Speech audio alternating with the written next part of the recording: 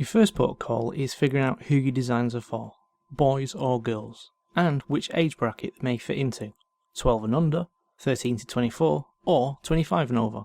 This all depends on where your strengths lie and what opportunities you've discovered for yourself. And with that, newcomers to selling designs generally fall into one of the following three types. The artsy type. They want to draw what they want to draw, and hope someone will find what they're doing interesting enough to buy. The desperate type. They can't necessarily draw or even care about designs, they just need money. These types tend to use public domain images in a chuck everything at the wall kind of fashion.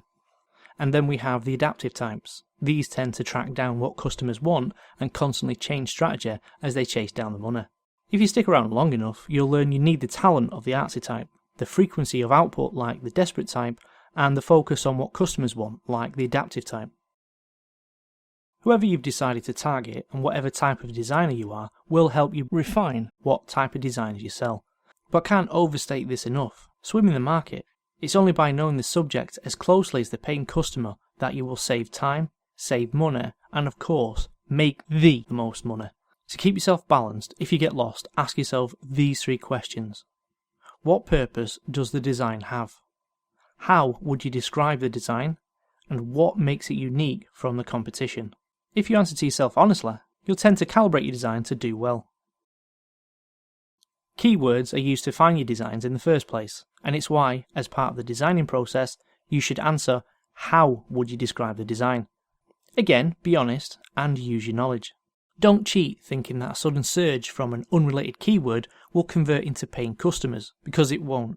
It will make people avoid you in the future as they feel lied to, or just generally annoyed at being sent to the wrong place. In either case, they won't feel like giving you money.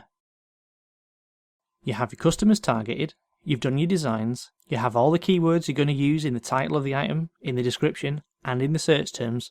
Now to choose a storefront.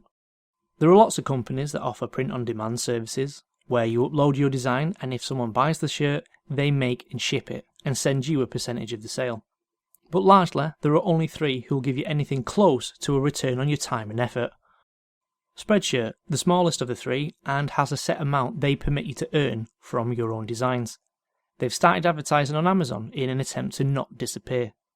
Because of the earning limit and other factors that I won't go into to save time, I would only recommend you try them if you're desperate. Redbubble has more products on offer than the other two shops I'll mention, and has the added bonus of letting you decide how much you earn from your own designs.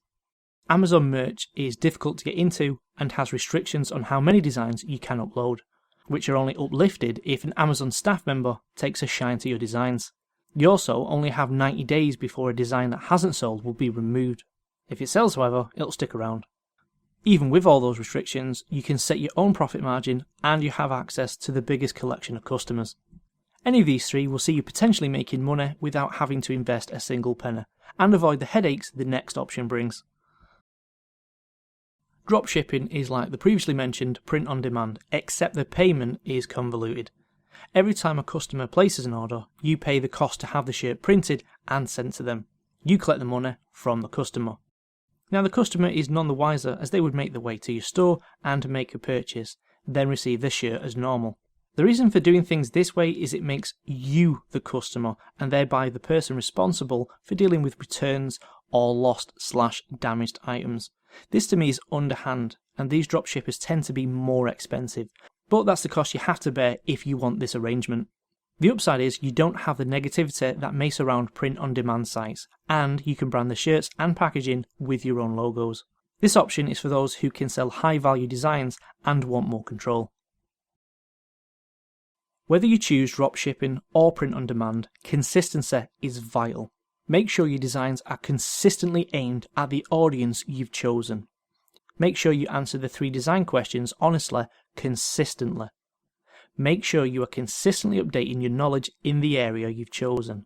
Make sure your storefront is consistent with the designs you sell.